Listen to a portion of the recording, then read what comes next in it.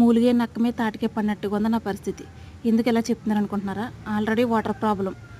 Road దాటి వెళ్ళి బిందులు బిందులు మోసుకోవాలి road మించి. అది కాస్త ఆ కుళాయి కూడా తీసేసి ఇంకా కొంచెం ఎదర జరిపేస్తారు. ఏంటంటే జరిపేశారా అంటే వాళ్ళకి అడ్డొచ్చింది జరిపేసి ఇంకా కొంచెం ఎదరికేస్తున్నాం అక్కడి నుంచి తెచ్చుకోవాలన్నారు. మరి మేము 3 కుటుంబాలు ఉన్నాయి, మాకు కుళాయి ఏంటంటే 10 మందికి వెళ్ళి పంచాయతీలో కంప్లైంట్ ఇచ్చుకోండి అప్పుడు వేస్తారంటే. 10 మంది పేరెంట్ అండి, లేకపోతే ఫంక్షన్ పిలవగానే రావడానికి. పంచాయతీ అంటే మేము రాము అంటారు. మేము ఏదో కష్టపడి వేస్తే మాత్రం అందరూ పట్టుకుంటారు. పోనీ ఒక్కరి వల్ల అవ్వేది కాదు. పంచాయతీలో ఒక్కరు ఎవరు చెయ్యరు, 10 మంది వెళ్తేనే పట్టించుకుంటారు. ఇంకా అందరినీ అడిగినా ఏమంటారు? ఎవరి కాళ్ళు ఉన్నది 3 కుటుంబాల్లో ఉన్నారు. నేను ఒకరిదాన్ని వస్తానంటే ఎవరో ఒప్పుకోరు. వాళ్ళిద్దరు రావడానికి ఏదో సాకు చెప్తారు. ఇంకా ఎక్కడ అవుతుందండి పనులు ఇలాగా. ఇంకా నా బాధలు నాకు తప్ప కాబట్టి ఇంకా ₹5 వాటర్ రోజుకి 4 టిన్నులు 5 టిన్నులు కొనుక్కోవడం తప్ప ఇంకా నేను చేసేది అయితే ఏమీ లేదు. ఇదే అంటారండి, మూలిగే నక్క మీద తాటకే పడినట్టుగా ఉంటుంది పరిస్థితి.